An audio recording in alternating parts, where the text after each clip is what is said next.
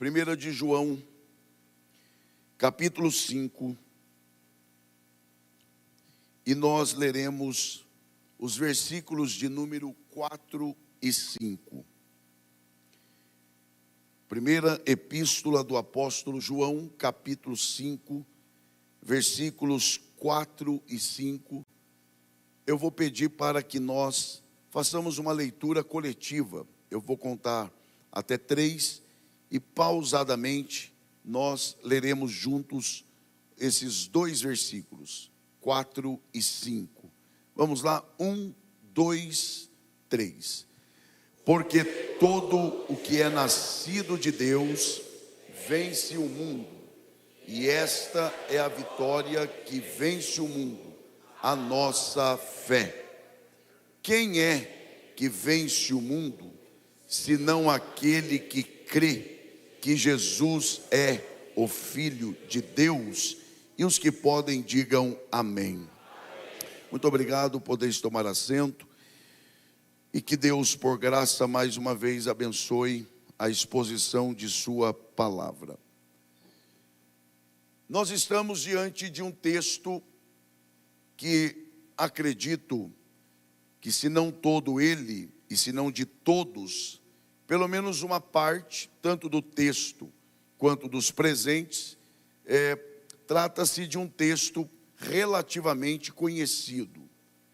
Porém, se nós queremos de verdade, pelo menos tentar aqui, extrair algumas lições espirituais, práticas e atuais, nós precisamos trilhar, ou pelo menos tentar trilhar, pelo caminho correto da interpretação desse texto.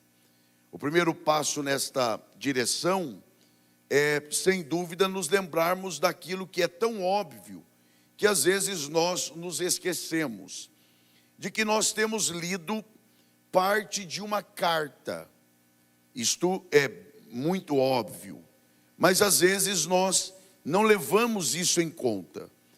E quando nós lemos uma carta, ou parte de uma carta, nós temos de reafirmar o fato de que uma carta, ela precisa ser lida e interpretada como uma carta. Você não lê uma carta e interpreta uma carta como leria, por exemplo, um livro histórico. De igual forma, você não lê uma carta da mesma forma que leria um livro poético. Então, quando você lê uma carta como esta, você tem que obedecer regras de interpretação de uma carta. Um livro histórico, regras de interpretação de um livro histórico. E, finalmente, quando você lê, por exemplo, um livro dos Salmos, hipoteticamente, você não lê da mesma forma que leria a primeira carta do apóstolo João. Poesia se lê como poesia, história como história e carta como carta. Um dos princípios básicos na interpretação de uma carta é a identificação, por exemplo, quem escreveu, de onde escreveu, para quem escreveu, para onde escreveu, e aí sim, sobre o que foi escrito. Quando esta carta, ela foi escrita, como o próprio título da carta já diz, ela foi escrita por João, o apóstolo amado. Provavelmente, quando João escreve esta carta, ele se encontrava, provavelmente, na cidade de Éfeso. Quando ele escreve esta carta, ele não escreve para uma igreja em especial, diferente de boa parte das cartas de Paulo, como a carta aos Romanos, aos Coríntios, aos Gálatas, aos Efésios, e assim sucessivamente. João, quando escreve esta carta, ele escreve estrategicamente para um grupo especial de igrejas, na expectativa de que, após ler esta carta, essas igrejas circulariam essas cartas para todas as demais igrejas. Por isto, esta carta, só lembrando aos irmãos, porque eu sei que os irmãos sabem, esta carta, ela é considerada uma epístola geral, ou uma carta universal, porque ela não é uma carta destinada a uma igreja especificamente, mas a todas às igrejas. E quando João, ele escreve esta carta, ele escreve primeiro na condição de alguém que está sob a inspiração do Espírito Santo. João, quando escreve esta carta, ele está sendo guiado, conduzido, orientado, levado, inspirado pelo Espírito Santo. Mais do que isto, quando João escreve esta carta, ele não escreve apenas como alguém inspirado pelo Espírito Santo, mas ele também escreve na condição de um pastor. Esta é uma carta de um pastor para uma igreja, ou para a igreja. Por isso que quando João escreve esta carta, por ele estar debaixo da orientação do Espírito e na condição de pastor, que conhece os desafios da igreja, que sabe das dificuldades da igreja, que conhecia as dificuldades inerentes àquele tempo, os perigos que cercavam os limites e as fronteiras da igreja naquele tempo. Quando João escreve esta carta, nesta condição, ele escreve com clareza, isto é, ele sabe por que está escrevendo. Não só isto, ele também sabe para que ele está escrevendo. Ele sabe sobre o que ele deve escrever. É por isso que quando nós olhamos para esta carta, quando nós lemos esta carta com atenção, há pelo menos 2 pontos a serem destacados. Primeiro, quando João escreve esta carta, ele escreve em um tom de alerta, em um tom de alguém que está advertindo a igreja. Ele está servindo como uma espécie de atalaia. Ele está literalmente chamando a atenção da igreja, exortando a igreja. Ele está alertando a igreja sobre alguns perigos doutrinários que cercavam a igreja. Então, em primeiro lugar, esta carta, ela serve como advertência, chamada de atenção. É por isso que o leitor atento da Bíblia, quando lê esta carta, percebe em vários momentos tom de urgência, tom de alguém que está preocupado com o estado espiritual da igreja. Ele sabe dos perigos, ele sabe o que está rondando a igreja, ele sabe que esses perigos doutrinários, caso a igreja cedesse a eles, a igreja seria minada em suas bases espirituais. É por isso então que João se levanta como um atalaia, como alguém que alerta a igreja e chama a atenção da igreja. Mas não é só isto. Quando João escreve esta carta, além de advertir, ele também escreve para encorajar a igreja. Ele escreve para animar estes irmãos a continuarem a amar ao Senhor. Então, primeiro, ele adverte, ele exorta, ele alerta a igreja, mas ele também é alguém que está encorajando a igreja a continuar a servir ao Senhor e a amar ao Senhor. Nesse sentido, ao longo de toda a carta, João, ele aplica aquilo que eu chamo de uma série de testes. É isso mesmo. Se você ler com atenção esta carta, você perceberá que de tempo em tempo, João, ele aplica alguns testes para averiguar, para ajudar estes irmãos a verificarem o nível da sua fé, o quão profunda era ou não a base de fé desses irmãos.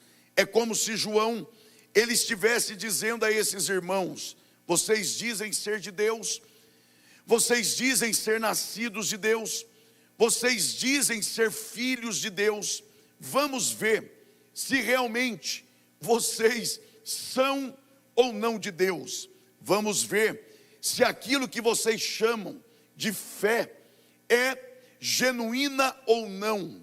Vamos verificar o quão profundas são ou não as suas raízes em Deus. Nesse sentido, João, ele trata sobre alguns temas centrais nesta carta.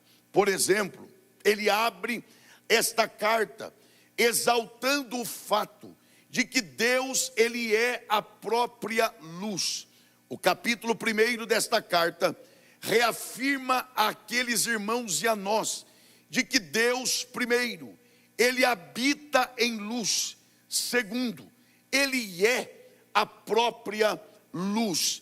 E por ele ser a própria luz e habitar em luz, nele não há engano, nele não há variação de mudança.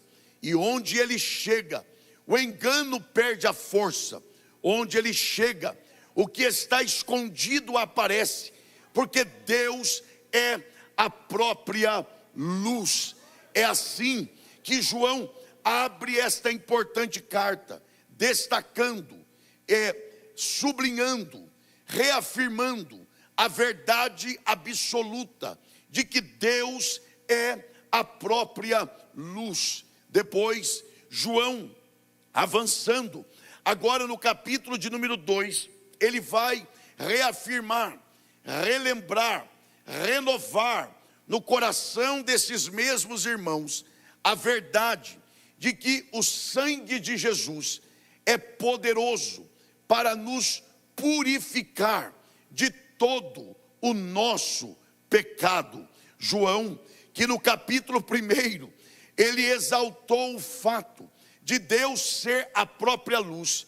Agora, no capítulo 2, ele lembra-nos também de que no sangue de Jesus nós temos o perdão dos nossos pecados, mas também a purificação dos nossos pecados. João, ele está cumprindo o papel de pastor, porque ele sabe, pelo Espírito de Deus e por experiência, de que há uma tendência em nós de nos apegarmos apenas ao fato de que o sangue de Jesus nos perdoa do pecado. É verdade, pelo sangue de Jesus nós podemos ser perdoados, mas o sangue de Jesus, ele não só perdoa o homem de seus pecados, mas ele também liberta o homem do pecado.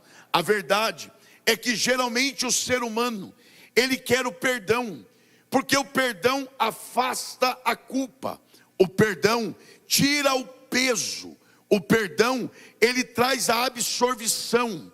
Porém, nem sempre nos apegamos ao fato de que o sangue de Jesus, ele não só perdoa, ele não só apaga, ele não só alivia, mas o sangue de Jesus também liberta o homem da prática do pecado.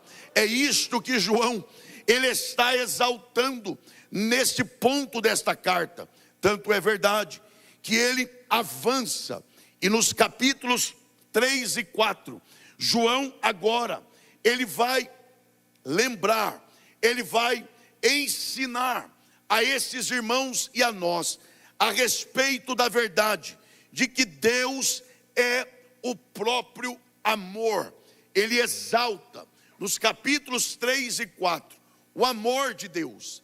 Ele afirma dizendo que Deus é o próprio amor. E é interessante, e aí aqui eu vou ser bem sincero com os irmãos, aqui me chama a atenção, e eu penso como pentecostal aqui, porque é nesse contexto em que João está falando sobre o amor de Deus, que ele insere aquele versículo que nós tanto amamos, quando ele diz que Jesus Cristo se manifestou para desfazer as obras do diabo.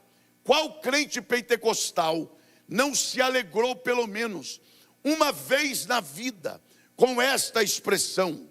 O diabo, ele perde a força, as obras do diabo são destruídas porque Jesus se manifestou para desfazer as obras do diabo. Está vendo?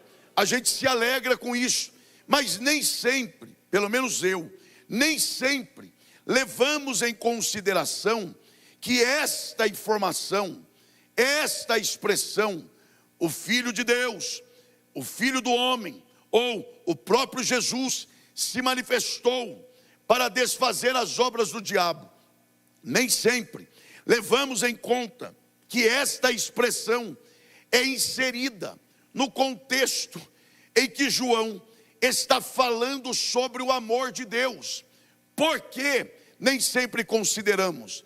Porque para nós, geralmente, é quase que natural separarmos o amor de Deus do poder de Deus. Vamos ser sinceros, geralmente a nossa mente funciona assim: o amor de Deus é algo bonito, o amor de Deus é algo romântico, enquanto o poder de Deus é algo bélico, é algo de guerra. O amor é para declarações de amor, o poder é para momentos de guerra, como se o amor de Deus não se manifestasse como forma de poder, e o poder não se manifestasse como fonte ou a partir do amor. A verdade é que, biblicamente falando, não há separação entre o amor de Deus e o seu poder. Onde estiver o amor de Deus, aí estará a manifestação do seu poder para resgatar. E onde estiver a manifestação do poder, por detrás estará o amor de Deus querendo fazer o bem às pessoas. Querem ver que isso é verdade? Quem não se lembra quando Jesus, ele passou 40 dias, é isso mesmo, 40 dias em jejum. Ora, tem gente que se gaba, tem gente que já se acha divindade por jejuar até meio-dia. Ele acorda 10:30 da manhã, isso, jejua até meio-dia e já se acha o máximo. Sem contar aquele que jejua enquanto a água do café ferve. Já viu? Ele põe a água para ferver e apresenta o jejum. Aí quando termina de passar o café, eu entrego o jejum, Senhor. Tu sabes. Deus deve olhar e dizer: claro que eu sei. Agora Jesus não. Jesus jejuou exatamente 40 dias. E é claro, depois de 40 dias em jejum, ele teve fome. E é interessante observarmos que o diabo nunca nos oferecerá o que não precisamos. Além disso, ele nunca, ouçam com atenção para não me interpretar mal, ele nunca nos oferecerá o que não podemos ter. Pelo contrário, ele sempre vai nos oferecer o que precisamos e o que podemos. O que ele vai fazer é deturpar o processo, é contaminar os meios, é quebrar o princípio do tempo. É isso que ele faz. Ele se apresenta a Jesus que está com fome.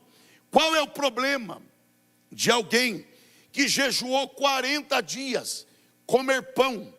Qual é o problema de Jesus transformar pedras em pães para provar que ele é Deus e para matar a sua fome de 40 dias em jejum?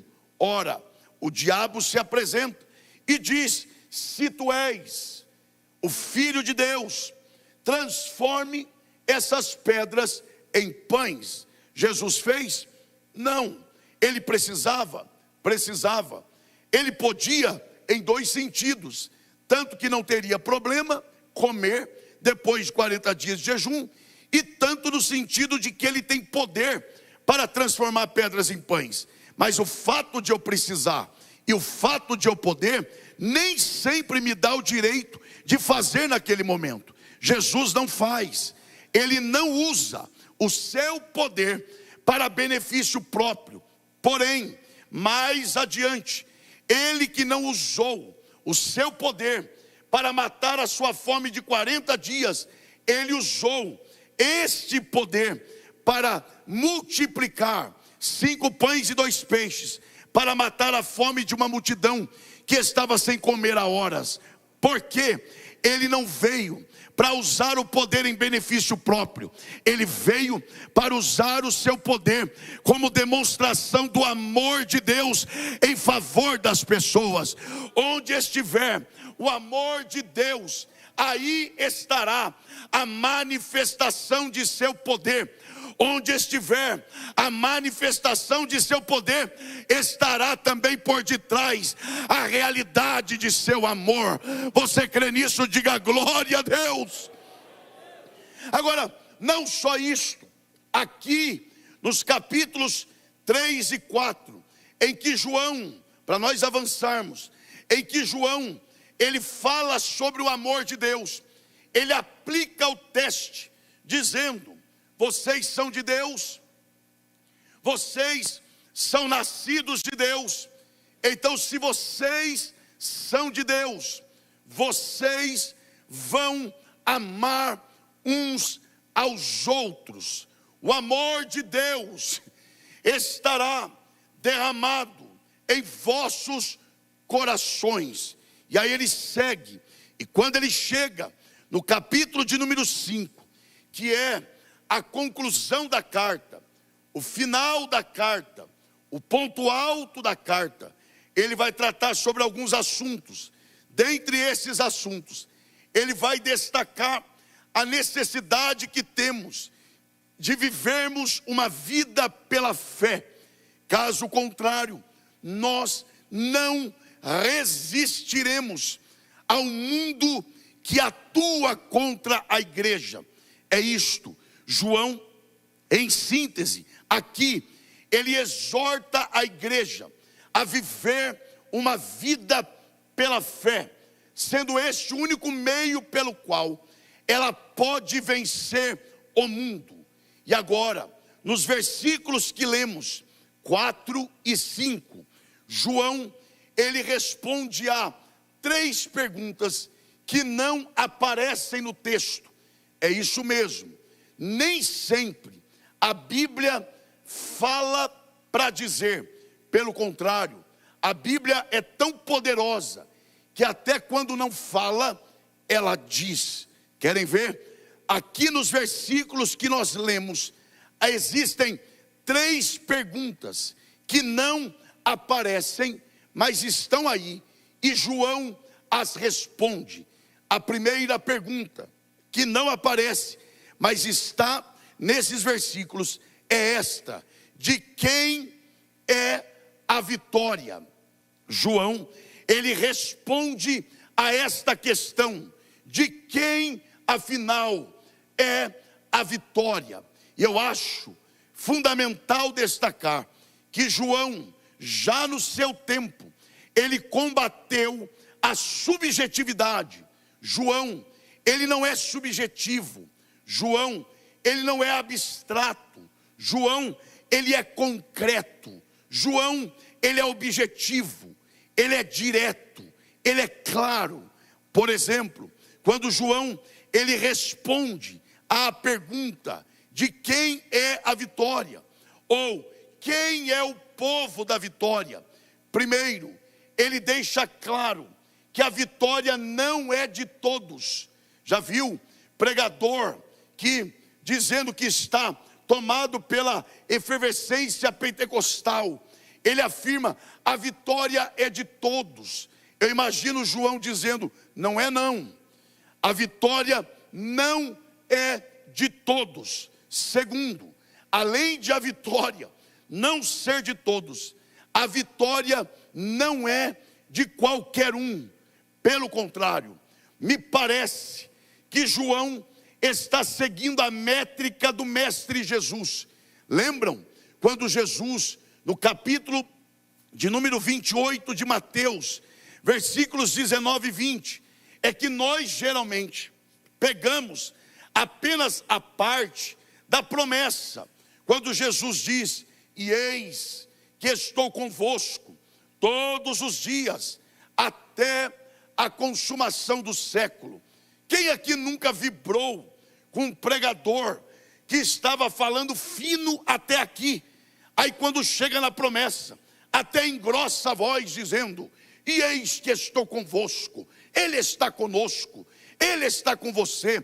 Porém, aqui a promessa não é para todos, percebam, e eis que estou com todos, não, e eis que estou convosco. Quem é este convosco? A presença de Jesus não é para todos. Jesus não promete andar com todos, pelo contrário, esta promessa é condicionada à ordem dada anteriormente. E o que vem anteriormente? Jesus dizendo: portanto, ide e fazei discípulos de todas as nações, batizando-os em nome do Pai, e do Filho, e do Espírito Santo, ensinando-os a guardar tudo o que eu vos tenho ensinado, ponto e vírgula. E eis, percebam que a expressão eis é antecedida pelo que quer dizer, o que vem depois só vem se você cumprir o que veio antes. É como se Jesus estivesse dizendo: a minha presença não é com todos que se dizem crente, a minha presença é para quem vai e faz discípulos. À medida que você vai, eu vou com você. À medida que você fala da minha palavra, eu falo na boca de vocês, porque a presença de Jesus não é para qualquer um, a presença de Jesus é para os obedientes. Quem reconhece essa verdade, aproveite a oportunidade e dê a melhor glória a Deus que você já deu aqui nesta manhã.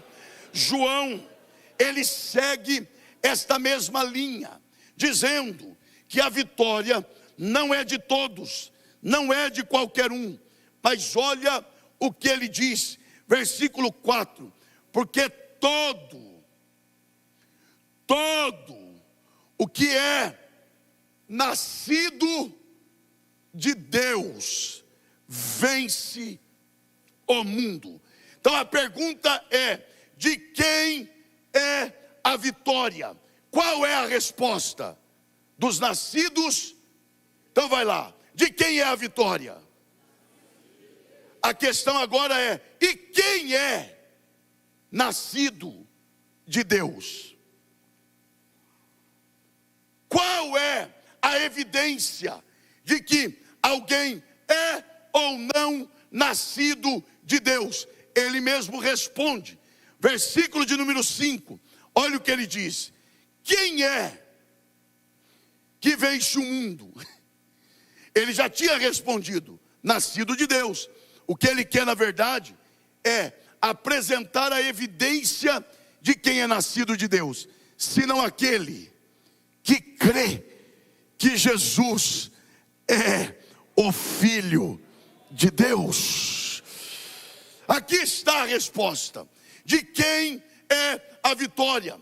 Quem é o povo da vitória? O povo da vitória é formado pelos nascidos de Deus.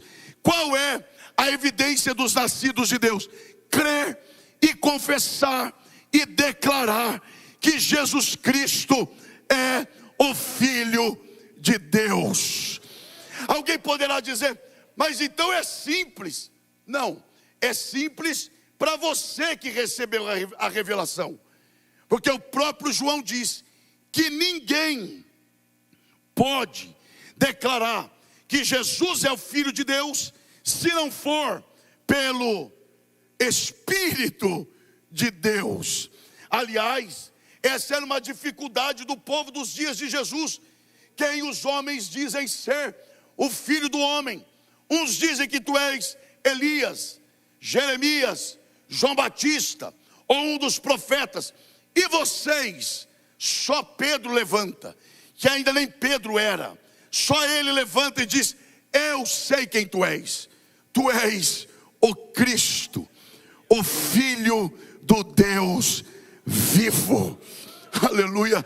E aí Jesus reage dizendo: você é um bem-aventurado, não por saber mais que os outros, não porque descobriu o que os outros não descobriram, mas você é bem-aventurado, porque não foi carne, nem sangue que tu revelou, mas o meu Pai que está nos céus. Oh, glória a Deus. E a melhor notícia é dada por Jesus, que Deus escolheu esconder essas coisas dos grandes da terra, para as revelar aos pequeninos da terra. Quem aqui declara que Jesus é o Filho de Deus, então a vitória é sua. Mas João, ele dá a segunda resposta. A segunda pergunta que não aparece, mas está. Se primeiro ele diz de quem é a vitória, agora ele responde: quem é o nosso adversário? Dobre atenção para você não me interpretar mal. Já vou dizendo, lamentavelmente, o diabo e os demônios existem. E o que é pior, nunca envelhecem. E também não morrem. Então, para quem vier tentar defender, eles existem. Porém, olhe para o texto. Em nenhum momento João diz que o nosso adversário aqui seja o diabo ou os demônios. Não. Eu repito, não estou negando a existência. O que eu estou dizendo é que aqui João não identifica o diabo, nem os demônios como os adversários a serem vencidos. Por 3 vezes ele diz quem é o adversário a ser vencido. Versículo 4 ele diz: sobre e esta, ou porque todo o que é nascido de Deus vence quem? E esta é a vitória que vence quem? Olha o versículo 5. Quem é que vence quem? Por 3 vezes ele usa a expressão mundo. Este é o adversário. E eu vou dar um alerta, com todo o respeito que eu devo a esta igreja, a este ministério, e em especial ao pastor da igreja. Mas eu vou dar um alerta. Às vezes nós ficamos tão envolvidos dentro de casa em repreender o diabo, repreender os demônios.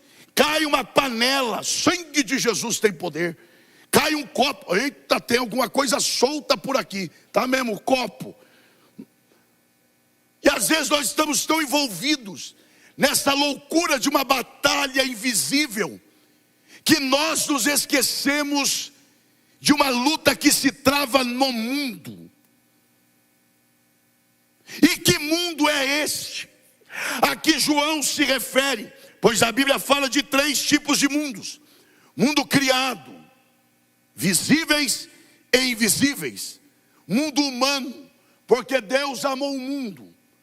Mas João não está falando nem do mundo criado, nem do mundo humano. Ele está falando de sistema. Ele está falando de uma organização que é inimiga de Deus, que se opõe a Deus, se opõe à sua palavra e consequentemente à sua igreja. Quer ver que isso é verdade? Olha o versículo 19. O que diz o versículo 19? Sabemos que somos de Deus e que todo o mundo está ou jaz no maligno. Esta expressão jaz, que é o mesmo de estar, é a ideia de, imagine um jovem assentado na beira de um banco de uma praça, uma jovem deitada com a cabeça, repito, com a cabeça no colo do rapaz. Ele faz carícias na cabeça da jovem. Quanto mais carícias ele faz, mais vulnerável e sonolenta ela fica. Ele faz carícias, ela fica vulnerável. Ele faz carícias, ela fica sonolenta.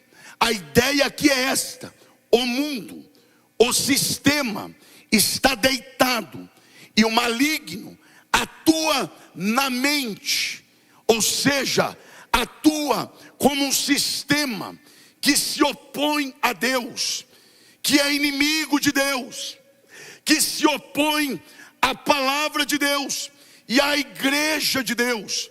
Por onde vem esse sistema? Pela mente, pelas ideologias, pelas formas invisíveis, e que vão minando as bases da nossa crença.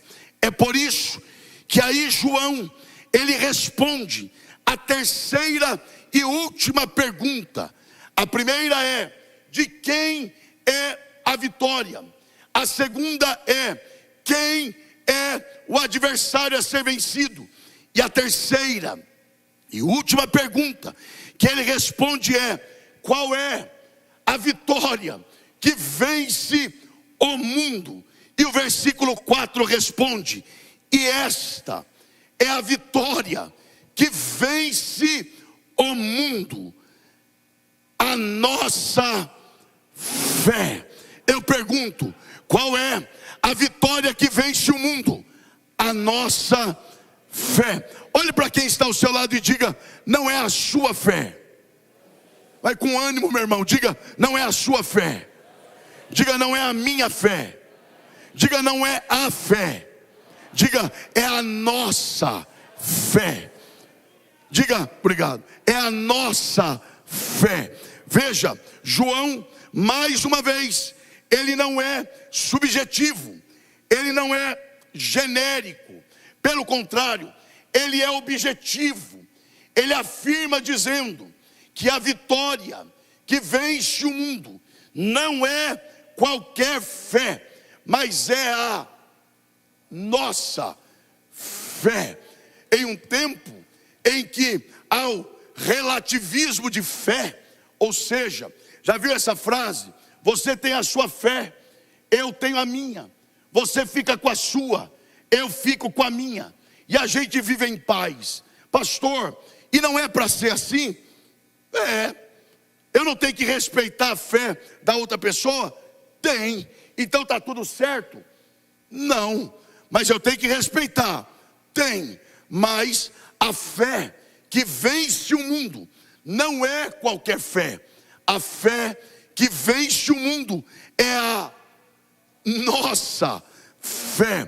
Pastor, isso aí é exclusivismo. Isso aí é ser fechado demais. Não, é a Bíblia quem diz. E aqui se prega a palavra. E a palavra está dizendo que a arma que vence o mundo não é qualquer fé, mas é a nossa fé. E esta fé não é dada a qualquer um. Judas, versículo 3, diz que esta fé foi dada de uma vez por todas, para todos, não, aos santos.